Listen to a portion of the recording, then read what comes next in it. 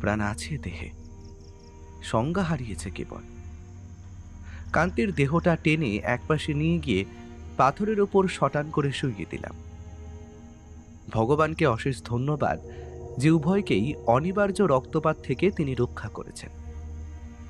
দুর্ঘটনার পূর্ব মুহূর্তের কথা মনে হতেই আবার আতঙ্কে গলা শুকিয়ে উঠল। কানে যেন ধ্বনিত হতে লাগলো সেই দিগন্ত বিদারী ভয়াবহ শব্দ। অথচ এখন এই মুহূর্তে কোথাও কোনো শব্দ নেই। পিন পড়লেও বোধ হয় তার শব্দ পাওয়া যাবে। বিশ্বাস করাই কষ্টকর যে মুহূর্ত কয়েক পূর্বেই এক প্রচণ্ড বজ্রপাতের শব্দের সঙ্গে আমরা গুহার বাইরে নিক্ষিপ্ত হয়েছি। ঝড়ের পর এ যেন সাগরের প্রশান্তি। আমার কেবলই ইচ্ছে করতে লাগলো গলা ছেড়ে চিৎকার করে বলি, যদি কেউ পারে আমাদের পথ দেখিয়ে এই অভিশপ্ত গুহার বাইরে নিয়ে যাক। এবং বিশ্বাস হলো আমার অসহায় আরতি নিশ্চয়ই কারোর কানে গিয়ে পৌঁছবে, আর আমরা সত্যি সত্যি গুহার বাইরে সূর্যকরোজ্জ্বল প্রকৃতির মুক্ত রাজ্যে ফিরে যেতে পারবো, বুক ভরে নিশ্চিন্তে নিঃশ্বাস নিতে পারবো। কিন্তু আমার কণ্ঠ বেয়ে কোনো স্বরই নির্গত হলো না। সূর্যালোকিত জগতের কথা মনে হতেই চকিতে মনে পড়ল অনেকক্ষণ ঘড়িতে সময় দেখা হচ্ছে না। একের পর এক আমরা যেভাবে ভয় আর বিস্ময় নিয়ে মৃত্যু শীতল আতঙ্ক অতিক্রম করে আসছি, সেই রাত 2টোর পর থেকে তার মধ্যে সময় দেখার কথা মনে পড়ার সুযোগই তো ছিল না। কে জানে, এভাবে ভৌতিক ভূকম্পন আমাদের ঘরের বাইরে নিক্ষেপ না করলে আর কোনোদিন ঘড়ি দেখে সময় নিরূপণের সুযোগ আসতো কিনা জীবনে। হিসের শব্দটা তখনও কানে বাজছিল। ঘড়িতে চোখ ফেলে প্রথমে দুর্বোধ্য ঠেকল তার সময় সংকেত। ঘড়িটা সত্যি চলচ্ছক্তি নিয়ে জীবিত আছে কিনা পরীক্ষা করে দেখার জন্য কানের কাছে তুলে আনতে হলো হাতটা। না, খুদে যন্ত্রটা আমাদেরই মতো বেঁচে আছে এবং টিকটিক শব্দে নিশ্চিন্তে তার নিজের কাজ করে চলেছে। পুনরায় ঘড়িটার ওপরে আলো ফেলতে হলো, তাকাতে হলো বিশ্বাসের দৃষ্টি নিয়ে। তার ছোট এবং বড় উভয় বাহুই একযোগে 12 কোঠায় সেঁটে আছে। অস্থির সেকেন্ডের কাঁটাটিও তেমনি চঞ্চল, ধাবমান। অর্থাৎ ইতিমধ্যে রাত শেষ হয়ে সকাল পেরিয়ে দিনের প্রহর দুপুরের দিকে এগিয়ে চলেছে। এমনি করেই হয়তো এই বদ্ধ অভিশপ্ত গুহার ভেতরেও সময় তার চিরন্তন গতিপথ পরিক্রমা করে চলবে। বাইরের জগতের হিসেবে দিনের পর রাত, রাতের পর দিন, এমনই করে অনন্তকালের সময় প্রবাহ বয়ে চলবে। কিন্তু এই অন্ধকারের জগতে সূচিত হবে না কোনোই পরিবর্তন। কোনোদিনই বাইরের জগতের কোনো বার্তা পৌঁছবে না এসে এখানে। এই অশরীরীর জগতের কোনো বার্তাই কি আর পৌঁছবে বাইরে? কোনোদিন কেউ জানতেও পাবে না আমাদের খবর। যেমনই নিঃশব্দে এই রাজ্যে প্রবেশ করেছিলাম, তেমনি সঙ্গোপনেই হারিয়ে যাব আমরা। কান্তির একটা হাত আমার হাতে ধরা ছিল। অনর নিশ্চল হাতটায় অনেকক্ষণ পর চেতনা ফিরে এলো। বদ্ধ মুষ্টি শিথিল হয়ে খুলে গেল। কান্তি সংজ্ঞা ফিরে পেল। ধীরে ধীরে ও চোখ মেলে চাইল। তার চোখে মুখে তখনও স্পষ্ট আতঙ্কের ছায়া। তার চঞ্চল বিহবল চোখ দুটো আমার মুখে কি যেন খুঁজে ফিরতে লাগলো। কিন্তু বুঝতে পারছি টর্চের আলোয় আমার মুখের ভাষা উদ্ধার করতে কান্তির কষ্ট হচ্ছে। অনেক চেষ্টার পর কান্তি প্রথম জড়ানো অস্পষ্ট স্বরে একটু জল চাইল। ওয়াটার বটল থেকে 2 ঢোক জল ওর গলায় ঢেলে দিতে কিছুটা যেন চাঙ্গা হয়ে উঠল। কিন্তু চোখ মুখের সেই বিহবল ভয়ে কাতর ভাবটা কিছুতেই কমল না। ধীরে ধীরে আমার হাতে ভর দিয়ে উঠে বসল। তারপর আমার মুখের দিকে তাকিয়ে থেমে থেমে কেমন অস্বাভাবিক স্বরে বলে উঠল,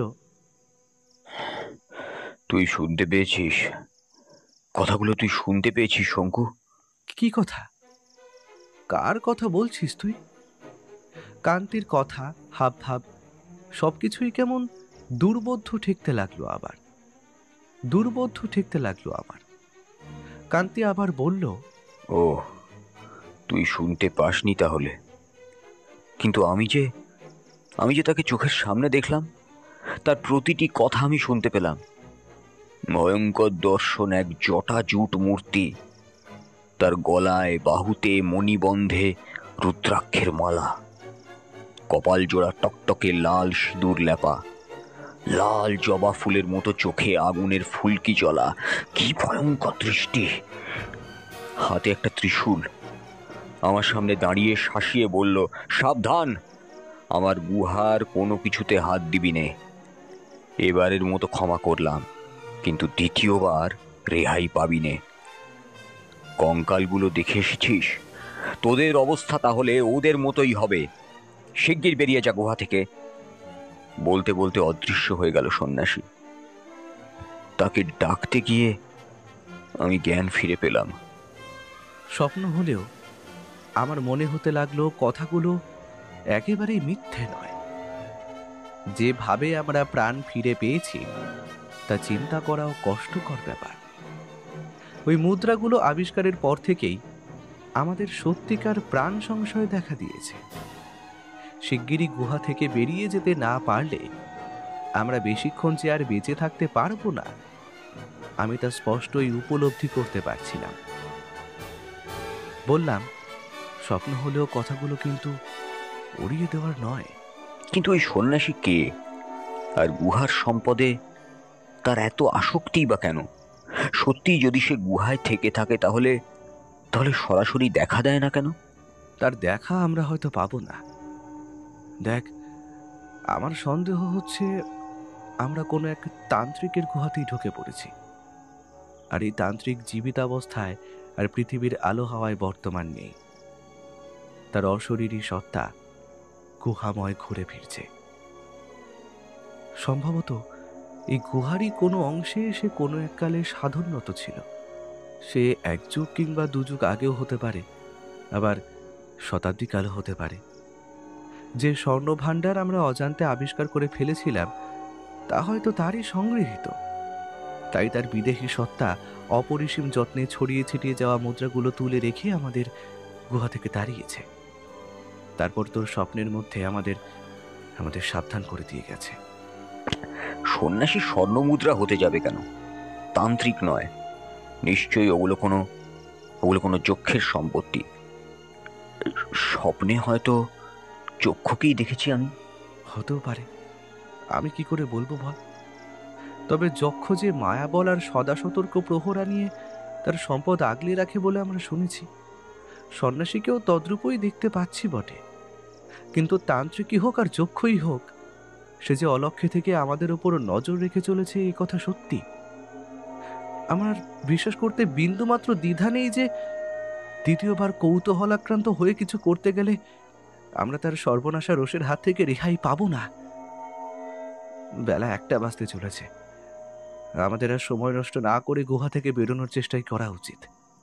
হ্যাঁ হ্যাঁ, তোর কথা না হয় মেনে নিলাম, কেননা আমরা এই মুহূর্তে ভীত এবং সন্ত্রস্ত, মনও দুর্বল। কিন্তু সন্ন্যাসী তো আমাকে গুহা থেকে বেরোবার পথ বলে দেয়নি। সবকিছুই বলল, এটা বলল না কেন? যে বিষয়ে সাবধান করবার দরকার ছিল করে দিয়ে গেছে।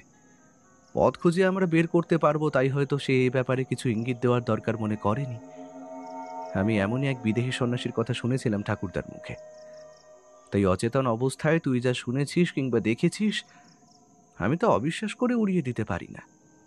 এরা তাদের সাধনার দুর্লভ ক্ষমতা বলে স্বপনে, জাগরণে, দিনে অথবা রাতে যে কোনোভাবে যে কোনো অবস্থায় মানুষকে দেখা দিতে পারে। এই সমস্ত ভৌতিক ব্যাপার স্যাপার দেখার পর আমার পক্ষেও কি আর অবিশ্বাস ধরে রাখা সম্ভব? কিন্তু এতগুলো স্বর্ণমুদ্রার কয়েকটিও সংগ্রহ করতে না পারলে এত যে কষ্ট করে এলাম তার সার্থকতা কোথায় বল? মুদ্রার গায়ে অঙ্কিত ছাপ অতীত সম্পর্কে আমাদের অনেক অজানা কথা জানাতে পারে। এত বড় একটা সম্ভাবনা হাতের কাছে পেয়ে কেবল একটা সন্ন্যাসীর ভয় হাতছাড়া করব? না, এটা আমার দুঃসাহস বা দুরভিসন্ধি কিছুই নয়। আমি চাই কিছু নিদর্শন সংগ্রহ করে তা বাইরের জগতে জানাতে। কোনো প্রতিবাদ না জানিয়ে কেবল বললাম, তুই যা ভালো বুঝিস কর, মরতে আমার বাধা নেই তোর জন্য। প্রচ্ছন্ন রাখবার চেষ্টা করলেও মনের ভাব প্রচ্ছন্ন থাকলো না। বিরক্তি এবং অসন্তুষ্টি স্পষ্টই প্রকাশ পেল আমার কথায়। কান্তি কিন্তু তা আমলেই নিল না। খানিক আগের সমস্ত ক্লান্তি অবসাদ মুছে ফেলে সে উঠে দাঁড়ালো। ভয় বিহ্বলতার ছাপটুকু পর্যন্ত তার মুখ থেকে অপসৃত হলো। বিমূঢ়ের মতো আমিও তার সঙ্গে সঙ্গে উঠে দাঁড়ালাম। সেই মুহূর্তে জানি না কেন বারবার আমার হাত মুষ্টিবদ্ধ হতে লাগলো। হাতের রিভলভার অস্থিরভাবে মুঠির চাপে পিষ্ট হতে লাগলো। আর কান্তির প্রতি বিদ্বেষ, প্রতিহিংসায় আচ্ছন্ন হয়ে আসতে লাগলো মন। বারবার মনে জাগতে লাগলো, ও আমার একমাত্র শত্রু দুনিয়ায়। ওর জন্য আমার জীবন বিপন্ন। জীবন রক্ষার জন্য পথের কাঁটা উপড়ে ফেলে এই মুহূর্তে আমার নিরাপদ হওয়া উচিত। তীব্র একটা জিঘাংসা বারবার আমায় প্ররোচিত করতে লাগলো কান্তিকে আঘাত হানবার জন্য। সে আঘাত হবে চিরজনমের মতো আঘাত। সে আঘাতের পর আর কান্তি কোনো দিনও উঠে দাঁড়াবে না, আমার কথার কোনো প্রতিবাদ উচ্চারণ করবে না। কিন্তু মনের সজ্ঞান স্তরে তখনও ক্ষীণভাবে অপর জিজ্ঞাসাও ধ্বনিত হচ্ছিল, এমন কেন হবে? এমন চিন্তা তো আমার মাথায় আসা উচিত নয়। এ কি করে সম্ভব? আমি কান্তিকে হত্যার চিন্তা করছি কেন? গা ঝাড়া দিয়ে উঠে বারবার মন থেকে এই হীন চিন্তা দূর করবার চেষ্টা করতে লাগলাম। আমি স্পষ্টই বুঝতে পারছিলাম আমার মনে যেন কেউ অলক্ষ্যে থেকে অশুভ প্রভাব বিস্তার করবার চেষ্টা করছে। নিঃশব্দ প্ররোচনায় কান্তিকে হত্যার চিন্তাটা মস্তিষ্কে গেঁথে দেওয়ার চেষ্টা করছে। বুঝতে পারছি, কিন্তু চেষ্টা করেও তাকে ছাড়াতে পারছি না। ক্ষণিকের জন্য সরে গিয়ে আবার ফিরে ফিরে আসছে। অনেকক্ষণ ধরে এই তীব্র মানসিক দ্বন্দ্ব চলল আমার। বোধ করছিলাম ক্রমেই আমি যেন সেই অদৃশ্য শক্তির কবলিত হয়ে পড়ছি। হয়তো কিছুক্ষণের মধ্যেই বন্ধু হত্যার মতো জঘন্য একটা হত্যাকাণ্ড আমি সংঘটিত করে বসব। হঠাৎ আর্ত কণ্ঠে আমি অসহায়ভাবে প্রচণ্ড জোরে চিৎকার করে উঠলাম, কান্তি, তাড়াতাড়ি চল, আমরা এখান থেকে বেরিয়ে পড়ি। জানি না কেন আমার আমার কেবলই তোকে খুন করবার ইচ্ছে যাচ্ছে। চল চল, আমরা এক্ষুনি পালাই এখান থেকে। সন্ন্যাসীর প্রেত মনের মধ্যে চেপে বসছে আমার। আমার ভয়ার্ত কণ্ঠ শুনে কান্তি কেমন ভ্যাবা চাকা খেয়ে গেল মনে হলো। আমার এই অস্বাভাবিক মানসিক বিপর্যয়ের ছাপ বোধহয় মুখেও পড়ে থাকবে। কান্তির চোখে তা এড়ালো না। তার বিস্মিত বিহ্বল চোখে মুখে স্পষ্ট ভয়ের ভাব ফুটে উঠল। বলল, চল পালাই।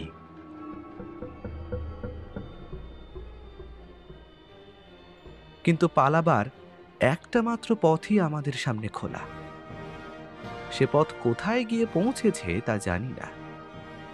আমাদের তা মুক্ত আলোর রাজ্যে নিয়ে যাবে না সর্বনাশের অন্ধকার রসাতলে তাও জানি না।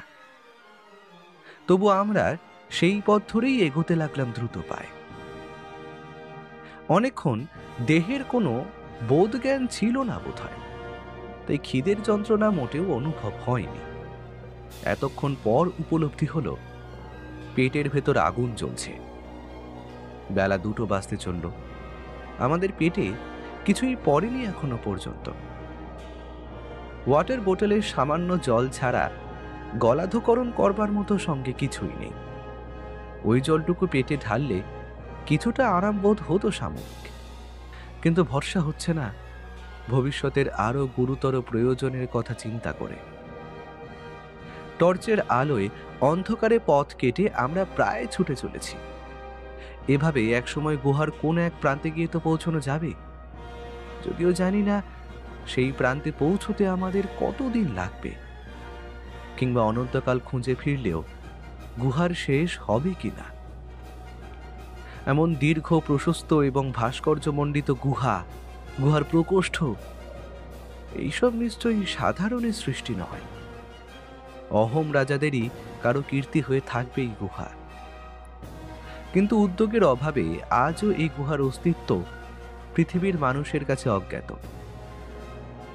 কামরূপ রাজ্যের অস্তিত্ব সেই পুরাণের যুগেরও পূর্ব থেকে।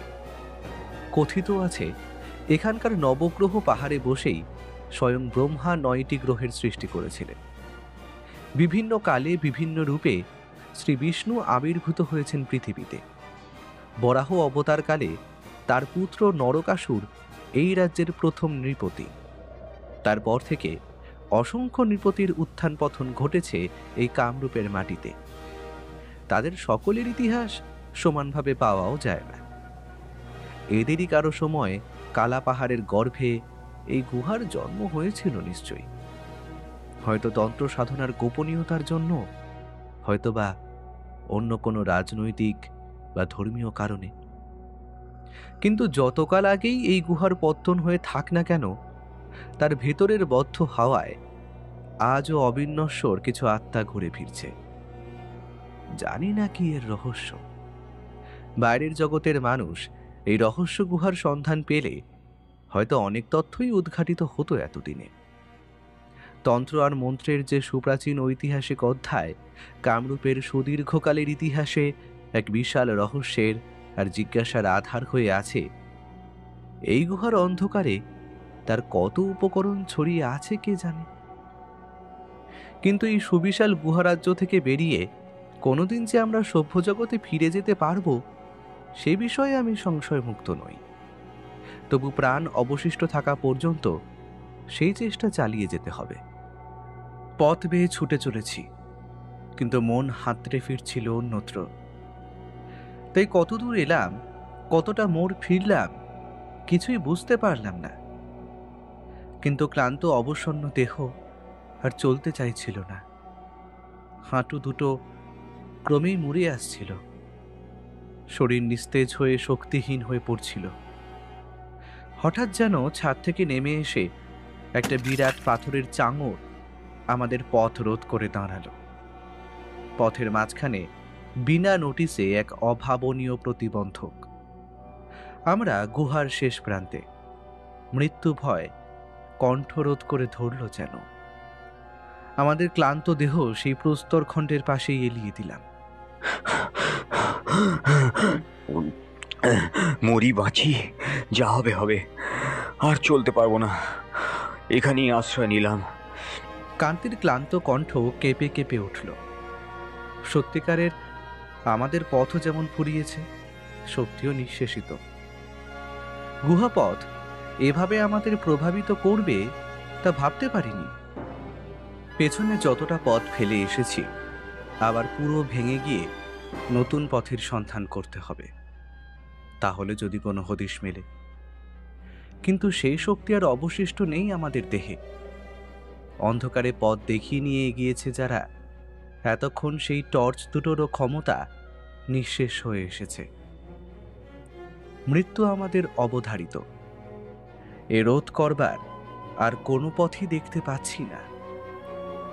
গলা এমনভাবে শুকিয়ে উঠেছে যে নিঃশ্বাস নিতে পর্যন্ত কষ্ট হতে লাগলো। বুকে সাহারার তৃষ্ণা। এই বোধহয় সেই মোক্ষম সময় যখন ওয়াটার বটলের শেষ জলবিন্দুটুকু পর্যন্ত গলায় নিঃশেষে ঢেলে দেওয়া ছাড়া গত্যন্তর নেই। আমার দীর্ঘক্ষণের সঞ্চিত জলটুকুর খানিকটা গলায় ঢেলে বটলটা কান্তির দিকে এগিয়ে দিলাম। এক ঢোকে সবটুকু জল নিঃশেষ করে ও বটলটা আমায় ফেরত দিল। বলল, বেটা সন্ন্যাসী তার যক্ষের ধন আগলাবার জন্য মরে গিয়েও ভূত হয়ে ফিরছে, আর দুটি অমূল্য প্রাণ বাঁচাবার জন্য বেটা কিছুই করতে পারছে না। একবার সামনে পেলে হতো, গুনে গুনে সব কটা গুলি তার মগজে ঢোকাতাম। মৃদু স্বরে চিঁচি করতে করতে বললাম, দয়া করে সেই চেষ্টাটি আর করো না বন্ধু। লেজের ডগায় উঠে দাঁড়ানো সেই ভয়ঙ্কর সাপটাকে আমি পরপর দুটো গুলিই করেছিলাম। আমার লক্ষ্য তো কোনোদিনও ব্যর্থ হয়নি, কিন্তু একটি গুলিও তাকে বিদ্ধ করতে পারেনি। গতকাল রাত থেকে আজই বিকেল পর্যন্ত এত সব অলৌকিক ঘটনা প্রত্যক্ষ করার পরও যদি আমরা মনে করি গুলিবিদ্ধ করে এখানকার কাউকে কাবু করা যাবে, সেটা আমাদের মূর্খতারই নামান্তর হবে। তাছাড়া শরীরই বলতে তো সেই সাপ ছাড়া আর কারুর সঙ্গেই এ পর্যন্ত সাক্ষাৎ হলো না আমাদের। হে গুহার অশরীরী আত্মারা প্রতিক্ষণে আমাদের তাদের প্রতি আকর্ষণ করে চলেছে। সে অদৃশ্য আকর্ষণ প্রতিরোধ করবার ক্ষমতা রিভলভারের অন্তত নেই। বলতে বলতে অভ্যেসবশে টর্চটা একবার জ্বালালাম। আলোটা ঘুরিয়ে আনতে গিয়েই হাত কেঁপে উঠল। মনে হলো আলো পড়তেই যেন একটা ছায়া সরে গেল। কেউ যেন এতক্ষণ এ পাশটায় দাঁড়িয়ে আমাদের কথাবার্তা শুনছিল। কে কে চিৎকার করে উঠলাম সর্বশক্তি একত্রিত করে, কিন্তু প্রতিধ্বনিগুলো বৃথাই গুমড়ে ফিরল অনেকক্ষণ। উন্মাদের মতো চিৎকার করতে লাগলাম বারবার। চিৎকার করে মনের ভয়টাকেই এড়াবার চেষ্টা করতে লাগলাম। অনেকক্ষণ ধরে ঘুরিয়ে ফিরিয়ে এদিক সেদিক ফেললাম আলোটা। খুঁজলাম প্রত্যাশিত একটি ছায়া মূর্তি, কিন্তু কাউকে কোথাও চোখে পড়ল না। অন্ধকারে আমাদের আতঙ্কই আরো বৃদ্ধি পেল। কেবল নিশ্চিত মৃত্যুর প্রতীক্ষার ইঙ্গিত যেন এই অন্ধকারের গর্ভে। কিন্তু তিল তিল করে এমন যন্ত্রণাময় মৃত্যু কেন? এই মর্মান্তিক রসিকতারই বা কি দরকার? যদি কারোর কোপ দৃষ্টি আমাদের প্রতি পড়েই থাকে, তাহলে একটা দুর্ঘটনা ঘটুক, ছাদ ভেঙে পড়ুক, কিংবা সাপে দংশন করুক, অথবা ভূমিকম্পে দেওয়ালের সঙ্গে থেঁতলে যাক না দেহ, তবু একবারে মৃত্যু আসবে, শান্তিময় মৃত্যু। কান্তি মেঝেতে কাত হয়ে পড়েছিল। ধীরে ধীরে হাতে ভর করে উঠে বসল। আমার কাঁধ স্পর্শ করে ফিসফিসিয়ে বলল, দেখ দেখ, একটা সবুজ আলোর বৃন্দ আমাদের দিকে এগিয়ে আসছে। আমরা গুহার শেষ প্রান্তের দেওয়ালে পিঠ দিয়ে বসেছিলাম। ফেলে আসা অভিশপ্ত পথটা মূর্তিমান আতঙ্কের মতো আমাদের মুখোমুখি পড়ে আছে। দীর্ঘ টানা পথ। চোখ তুলতেই নজরে পড়ল আকাশের দূরবর্তী তারার মতো কম্পমান একটা সবুজ আলোর বিন্দু গুহাপথ ধরে এদিকেই এগিয়ে আসছে। রিভলভারের ট্রিগারে নয়, টর্চটার বোতামে আঙুল রেখে আমি প্রস্তুত হয়ে বসে রইলাম।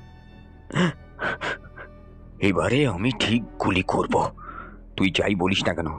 এইভাবে মৃত্যুবরণ করা কাপুরুষত্ব ছাড়া আর কিচ্ছু নয়। অশরীরীর গায়ে গুলিবিদ্ধ করে আমি তোকে দেখিয়ে দেব। কিন্তু আবার যদি তেমনই ভূমিকম্প হয়, আমরা ছিটকে হাত পা ভেঙে পড়ে থাকি?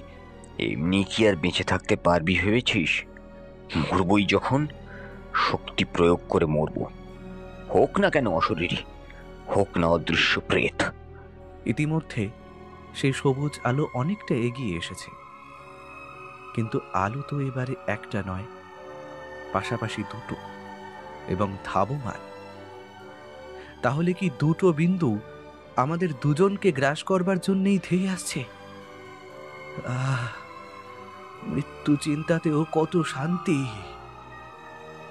এই নরক যন্ত্রণা থেকে মৃত্যু আমাদের মুক্তি দিক। অন্ধকারে ঠিক বোঝা যাচ্ছিল। আলোগুলো বোধহয় তখনও রিভলভারের রেঞ্জের মধ্যে এসে পৌঁছয়নি, কিন্তু কান্তি আচম্বিতে পরপর দুবার ট্রিগার চিপে বসল। শব্দের তরঙ্গ তুলে গুলি দুটো সামনের অন্ধকার ফুঁড়ে ধেয়ে গেল। আশ্চর্য হয়ে লক্ষ্য করলাম ধাবমান বিন্দু দুটোর গতি গুলির শব্দে রুদ্ধ হয়ে গেল যেন। সেই সঙ্গে তারার মতো মিটিমিটি ভাবটা কেটে গিয়ে আলোগুলো ক্রমেই তীব্র এবং উজ্জ্বল হয়ে উঠতে লাগল। একটা নীলাভ দীপ্তি ছড়িয়ে পড়েছে চারিদিকে। অতদূর থেকেও সেই দীপ্তিতে সন্নিহিত দেওয়াল আমরা স্পষ্ট দেখতে পেলাম, কিন্তু আর কিছু নয়। সহসা এক ঝলক তপ্ত হাওয়া ধেয়ে এলো সামনের দিক থেকে। আঁচে যেন ঝলসে দিয়ে গেল চোখ, মুখ, সমস্ত শরীর। সে তপ্ত হাওয়ার স্রোত অনেকক্ষণ ধরে বয়ে চলল। অসম্ভব একটা জ্বালার সঙ্গে সর্বশরীরে ঘাম দেখা দিল আমাদের। প্রচণ্ড শ্বাসকষ্ট হতে লাগলো। মনে হলো এক্ষুনি ছাতি ফেটে প্রাণ বেরিয়ে যাবে। মাথা টলে টলে পড়ছিল। অনেক কষ্টে সিধে হয়ে থাকতে হচ্ছিল। এরই মধ্যে কান্তির হাতের রিভলভার আবার গর্জন করে উঠল। বাধা দিতে গিয়ে উত্তপ্ত নলের সেঁকা লেগে গেল হাতে। এভাবে গুলি নষ্ট করিস না, এখনো পর্যন্ত তো বেঁচে আছি। তাকিয়ে দেখ, গুলির শব্দেই তো রসদরি সন্ন্যাসী ভয় পেয়ে পালাচ্ছে। কপালের ঘাম মুছতে মুছতে বলল কান্তি। বিচিত্র এক মানসিক অবস্থা আমার তখন। বললাম, সন্ন্যাসী আমার হতে যাবে কেন? তুই তো তার দর্শন লাভে ধন্য হয়েছিলি। সেটা ছিল আমার ভ্রান্তি, আতঙ্কের ভ্রান্তি। কিন্তু তুই ব্যাখ্যা করে বুঝিয়ে দিয়েছিলি যে স্বপ্নটা সত্যি। আমার এগুলোকে কোনো ঐন্দ্রজালিক জাদুবিদ্যা ছাড়া আর কিছুই মনে হচ্ছে না। কিন্তু সে ঐন্দ্রজালিকের তাহলে দেখা দিতে বাধা কোথায়? আমাদের সঙ্গে মোলাকাত করলেই পারে এসে। হ্যাঁ, সেটারই এখন বাকি। আলো যখন মিলিয়ে গেল তখন একে একে সবাই পালাবে গুহা ছেড়ে, দেখে নিস। সত্যিই দেখলাম ধীরে ধীরে দীপ্তিময় আলোর বিন্দু দুটো অপসৃত হয়ে গেল এবং হাওয়ার সেই তাপও ক্রমে মিলিয়ে গিয়ে পূর্বের ন্যায় স্বাভাবিক আবহাওয়া ফিরে এলো গুহায়। আমরা আবার গভীর অন্ধকারে নিমজ্জিত হলাম। কান্তির কথাবার্তা আমার খুবই সন্দেহজনক মনে হতে লাগলো। বেপরোয়া ভাবটা যেন অকস্মাৎ আবার ওকে পেয়ে বসেছে। চোখের সামনের সমস্ত ঘটনাগুলোকে ও গায়ের জোরে নস্যাৎ করে দিতে চাইছে। অথচ খানিক আগেও তার গলায় ছিল ভিন্ন সুর। এটা স্বাভাবিকতার লক্ষণ মনে হলো না আমার। ঘন্টা কয়েক আগে আমিও তো এমনই এক অস্বাভাবিক মানসিকতার শিকার হয়ে পড়েছিলাম। কান্তিকে খুন করবার প্রবৃত্তি প্রবল হয়ে উঠেছিল আমার মাথায়। সন্দেহ হতে লাগলো কান্তির মনের উপর তেমনই কোনো অশুভ শক্তি প্রভাব বিস্তার করে চলেছে এবারে। বেপরোয়া ভাবটা প্রবল হয়ে উঠছে বুঝি আমাদেরই শেষ করবার জন্য। আমি সে সময় স্থান ত্যাগ না করলে আমায় দিয়ে দুর্ঘটনা না ঘটিয়ে ছাড়ত কিনা সন্দেহ। কান্তিকেও এখান থেকে না নাড়াতে পারলে তার মনের ওপর থেকে ওই কুপ্রভাবটা কাটানো যাবে না বুঝতে পারছিলাম। কান্তি আবার বলল, একটু জল হলে গলাটা ভিজিয়ে নিতে পারতাম, তাহলে আবার হয়তো পূর্ণ শক্তি নিয়ে চলবার ক্ষমতা ফিরে পেতাম। কিন্তু গুহার ভিতরে এভাবে স্বর্ণমুদ্রাগুলোকে ফেলে এলাম আমার নিছক ভয়ের তাড়নায়। গুলির পর গুলি চালিয়ে একবারে সেগুলো কেড়ে আনবো। অস্ত্রকে স্বয়ং ভগবানও ভয় পায়, প্রেত তো কোন ছাড়। ভয়ে পেলেই ভয় বাড়ে। কটা বাজে দেখতো। আমি নিঃশব্দে ওর কথা শুনছিলাম। আলো জেলে ঘড়ি দেখে চমকে উঠতে হলো। সময় ৮-এর ঘরে। বাইরের জগতে এখন রাত ৮:২০। কান্তি বলল, এই বন্দি দশা অসহ্য। মরেছি জেনেই একেবারে অদৃশ্য জাদুকরের সঙ্গে লড়ব। তার আগে দু হাতে স্বর্ণমুদ্রা পকেটে বোঝাই করব। কিন্তু তার আগে একটু জল পেলে ভালো হতো। আমি আর বেশি এগোতে দিতে রাজি নই। অবস্থা নাগালের বাইরে চলে গেলে সামাল দিতে পারবো না। তাই বললাম, চল তাহলে পালাবার ব্যবস্থাই একটা দেখা যাক। কিন্তু স্বর্ণমুদ্রা না নিয়ে যাব কোথায়? তুই ভীতু,